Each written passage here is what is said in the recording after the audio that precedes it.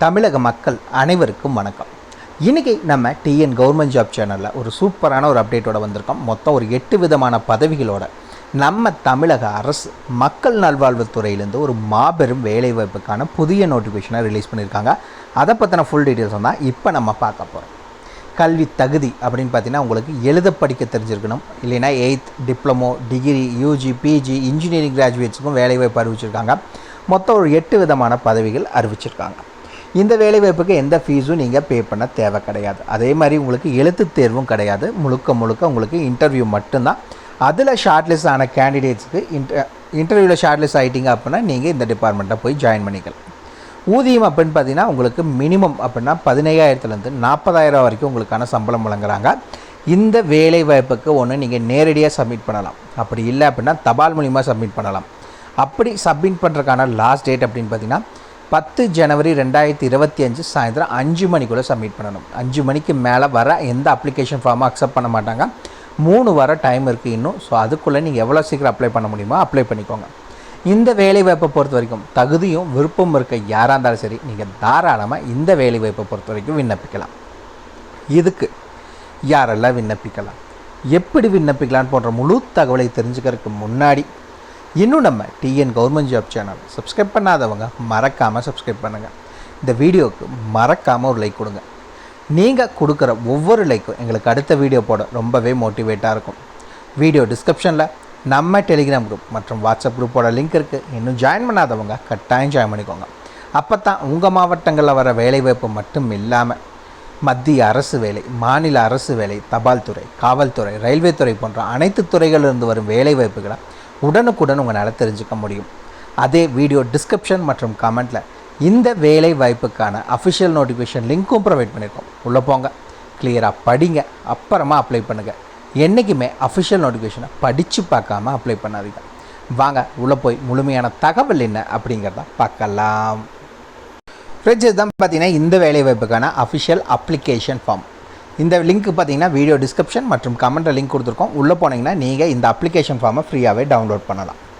சரி, ஃபஸ்ட் எடுத்தோன்னே என்ன நல்லா ஃபில் பண்ணணும் அப்படிங்கிறத பார்த்துடலாம். இந்த இடத்துல ரீசன்ட் பாஸ்போர்ட் சைஸ் ஃபோட்டோ ஓட்ட சொல்லியிருக்காங்க. கலர் ஃபோட்டோ, கடைசி 3 மாதத்துக்குள்ளே எடுத்த புது ஃபோட்டோவை மட்டும் ஓட்டுங்க. அதுக்கு பழைய ஃபோட்டோவை ஒட்டாதீங்க. இந்த இடத்துல விண்ணப்பிக்கும் பணியின் பெயர், நீங்கள் என்ன வேலை வாய்ப்புக்கு அப்ளை பண்ண போகிறீங்களோ அதுக்கான நேம் என்ன அப்படிங்கிறத மென்ஷன் பண்ணணும். ஃபஸ்ட் எடுத்து விண்ணப்பதாரரின் பெயர், யார் அப்ளை பண்ண போகிறீங்களோ அவங்களுடைய முழு பெயர் என்ன அப்படிங்கிறத கிளியராக மென்ஷன் பண்ணுங்கள். இரண்டாவது தகப்பனார் பெயர், அவங்களோட தகப்பனார் பெயரை இந்த இடத்துல மறக்காமல் மென்ஷன் பண்ணிக்கோங்க. மூணாவது பிறந்த தேதி மற்றும் வயது ரெண்டையுமே கேட்டிருக்காங்க. டேட் ஆஃப் பர்த்தும் நீங்கள் மென்ஷன் பண்ணணும். அதே மாதிரி உங்களுக்கான ஏஜ் என்ன அப்படிங்கிறத டீட்டெயில்ஸும் மென்ஷன் பண்ணணும். கல்வி தகுதி மேலே பார்த்தீங்கன்னா இளங்கலை, முதுகலை, இது இல்லாமல் எழுத படிக்க தெரிஞ்சவங்களும் அப்ளை பண்ணலாம். அதுக்கான ஆப்ஷன் இருக்குது. ஸோ அவங்களோடது மட்டும் நீங்கள் அவங்களோடது என்ன அப்படிங்கிறத மென்ஷன் பண்ணிக்கோங்க. மிச்ச வேலைவாய்ப்புக்கு இளங்கலைனா வெறும் டிகிரி மட்டும் கிடையாது, டிப்ளமோ படித்தவங்களுக்கும் வேலைவாய்ப்பு இருக்குது. ஸோ அதை ஸ்ட்ரைக் அவுட் பண்ணிவிட்டு நீங்கள் என்னவோ அது என்னங்கிறத மென்ஷன் பண்ணிவிட்டு இந்த இடத்துல நீங்கள் என்ன படிச்சிருக்கீங்களோ அதுக்கான டீட்டெயில்ஸ் என்ன அப்படிங்கிறத மென்ஷன் பண்ணிக்கோங்க. அண்ட் தென் பார்த்திங்கன்னா சாதி அப்படிங்கிறது கேட்டிருக்காங்க. அந்த மறக்காமல் அதுக்கான கம்யூனிட்டி சர்டிஃபிகேட் வைக்கணும். இந்த இடத்துல என்ன அப்படிங்கிறத மென்ஷன் பண்ணிக்கோங்க. ஏழாவது ஆதார் எண், உங்களுடைய ஆதார் கார்டு என்ன அதில் பார்த்து அந்த நம்பரை மென்ஷன் பண்ணிவிட்டு உங்களுடைய ஆதார் கார்டு ஜெராக்ஸும் வைக்க சொல்லியிருக்காங்க. எட்டாவது கைபேசி மற்றும் மின்னஞ்சல் முகவரி, இந்த ரெண்டையுமே இதில் மறக்காமல் மென்ஷன் பண்ணிக்கோங்க. உங்களுடைய ஃபோன் நம்பரும் மென்ஷன் பண்ணணும். அதே மாதிரி உங்களுடைய இமெயில் ஐடியும் மறக்காமல் மென்ஷன் பண்ணுங்கள். அண்ட் தென் பார்த்திங்கன்னா முன் அனுபவம் ஏதேனும் இருப்பின் அதற்குரிய சான்றிதழ், ஏதாவது முன் அனுபவம் இருந்துச்சு அப்படின்னா அதுக்கான டாக்குமெண்ட்ஸை கம்பல்சரி வச்சுக்கோங்க. டாக்குமெண்ட்ஸ் இல்லை அப்படின்னா மென்ஷன் பண்ண வேண்டாம். தற்காலிக முகவரி, நீங்கள் இப்போ இருக்க கரண்ட் அட்ரஸ் என்ன அப்படிங்கிறத மென்ஷன் பண்ண சொல்லியிருக்காங்க. டோர் நம்பர்லேருந்து பின்கோட் வரைக்கும் எல்லா டீட்டெயில்ஸும் கிளியராக மென்ஷன் பண்ணுங்கள். அண்ட் தென் பார்த்திங்கன்னா நிரந்தர முகவரி, உங்களுடைய பர்மனெண்ட் அட்ரஸ் என்ன அப்படின்னு கேட்டிருக்காங்க. அந்த அட்ரஸையும் டோர் நம்பர்லேருந்து பின்கோட் வரைக்கும் எல்லா டீட்டெயில்ஸும் இதில் கிளியராக மென்ஷன் பண்ணிக்கோங்க. அண்ட் தென் கீழே வந்தீங்க அப்படின்னா இடம் மற்றும் தேதி அப்படின்னு கேட்டிருக்காங்க. இந்த இடத்துல மறக்காமல் உங்கள் ஊர் பேர் என்ன அப்படிங்கிறத மென்ஷன் பண்ணணும். இந்த இடத்துல டேட், உங்களுடைய என்றைக்கு அனுப்புகிறீங்களோ அதுக்கான தேதியை மென்ஷன் பண்ணிக்கோங்க. விண்ணப்பதாரரின் கையொப்பம்னு கொடுத்துருக்க இடத்துல மறக்காமல் உங்களுடைய சிக்னேச்சரை போட்டு அனுப்புங்க. குறிப்பெண் போட்டு கீழே கொடுத்துருக்காங்க. நீங்கள் இதில் எல்லாமே பார்த்தீங்கன்னா ஜெராக்ஸ் காப்பி மட்டும்தான் வச்சு அனுப்பணும். எந்த ஒரிஜினல் டாக்குமெண்ட்ஸும் வச்சு நீங்கள் அனுப்ப தேவை கிடையாது. அதே மாதிரி நேர்காணலின் போது அசல் ஆவணங்கள் சமர்ப்பிக்க நீங்கள் வச்சு ஜெராக்ஸ் எல்லாம் வச்சு அனுப்பிச்சிடுவீங்க. நீங்கள் இன்டர்வியூக்கு கால் பண்ணுறப்ப நீங்கள் போகிறப்ப ஒரிஜினல் டாக்குமெண்ட்ஸ் எல்லாத்தையும் எடுத்துகிட்டு போகணும் அப்படிங்கிறத சொல்லியிருக்காங்க. ஸோ நீங்கள் அனுப்புகிறப்ப எந்த ஒரிஜினல் டாக்குமெண்ட்ஸையும் வச்சு அனுப்பிச்சிடாதீங்க. எல்லாமே ஜெராக்ஸ் காப்பி. அந்த ஜெராக்ஸ் காப்பியில் மறக்காமல் உங்களுடைய கையெழுத்தை போட்டு அனுப்பணும். அவ்வளோதான். அப்ளிகேஷன் ஃபார்ம் கூட இந்த வச்சு அனுப்புறது எல்லாத்துலேயும் செல்ஃப் அட்டஸ்டட் பண்ணி அனுப்புங்க. சரி, வாங்க நோட்டிஃபிகேஷனை பற்றின தகவல் என்னங்கிறத பார்க்கலாம். ஃப்ரெண்ட்ஸ், பார்த்தீங்கன்னா இதுதான் இந்த வேலைவாய்ப்புக்கான நோட்டிஃபிகேஷன். வீடியோ டிஸ்கிரிப்ஷன் லிங்க் கொடுத்துருக்கோம். உள்ளே போனீங்கன்னா இந்த நோட்டிஃபிகேஷனை மறக்காமல் டவுன்லோட் பண்ணி கிளியராக படிச்சுக்கோங்க. சரி, என்னென்ன வேலைவாய்ப்புகள் அப்படிங்கிறத பார்க்கலாம். ஃபஸ்ட் மொத்தம் பார்த்தீங்கன்னா 8 விதமான பதவிகள். ஃபஸ்ட்டு என்ன அப்படின்னு பார்த்தீங்கன்னா ஆயுஷ் மருத்துவ அலுவலர், அதாவது ஆயுஷ் மெடிக்கல் ஆஃபீஸருக்கான வேலைவாய்ப்பு. BUMS படிச்சிருக்கீங்க அப்படின்னா இந்த ரோலுக்கு நீங்கள் அப்ளை பண்ணிக்கலாம். அது இல்லாமல் உங்களுக்கான கம்ப்யூட்டர் நாலேஜ் தெரியணும் அப்படிங்கிறத சொல்லியிருக்காங்க. மந்த்லி சேலரி அப்படின்னு பார்த்தீங்கன்னா 34,000 per month உங்களுக்கான சேலரி கொடுக்கறதா சொல்லியிருக்காங்க. இரண்டாவது, மருந்து வழங்குவோர், அதாவது டிஸ்பென்சர்.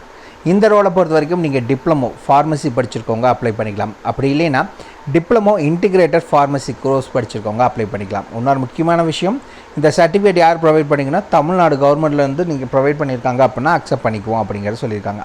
இந்த வேலைவாய்ப்பை பொறுத்த வரைக்கும் பெர் மந்த் இல்லாமல் பெர் டேக்கான சேலரி கொடுக்குறாங்க. பெர் டேக்கு உங்களுக்கு 750 rupees சேலரி கொடுக்குறத சொல்லியிருக்காங்க. தேர்ட் ஒன், உங்களுக்கு பல்நோக்கு பணியாளர், மல்டி பர்பஸ் ஒர்க்கர்.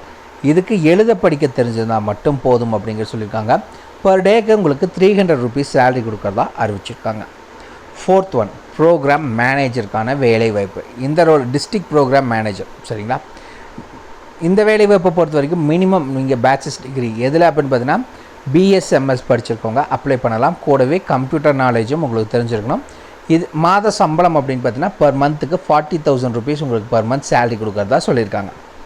அந்த என்ன அப்படின்னு பார்த்தீங்கன்னா தரவு உதவியாளர், டேட்டா அசிஸ்டண்ட்டுக்கான வேலைவாய்ப்பு. இந்த வேலைவாய்ப்பை பொறுத்த வரைக்கும் நீங்கள் கிராஜுவேட் எதில் அப்படின்னு பார்த்தீங்கன்னா ஐடிக்கு ரிலவெண்ட்டாக படிச்சிருக்கவங்க அப்ளை பண்ணலாம். இன்ஜினியரிங் கிராஜுவேட் அப்ளை பண்ணிக்கலாம்.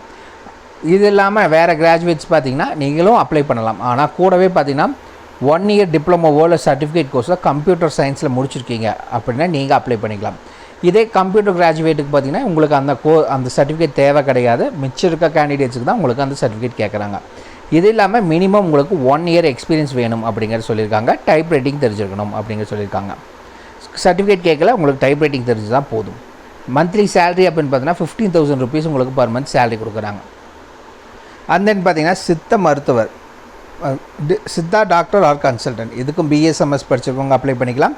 கம்ப்யூட்டர் நாலேஜுங்கிறது வேணும். மந்த்லி 40,000 rupees உங்களுக்கு சேலரி. Therapist assistant female. இந்த வேலைவாய்ப்பை பொறுத்த வரைக்கும் நீங்கள் டிப்ளமோ நர்சிங் தெரபி படிச்சிருக்கவங்க அப்ளை பண்ணிக்கலாம்.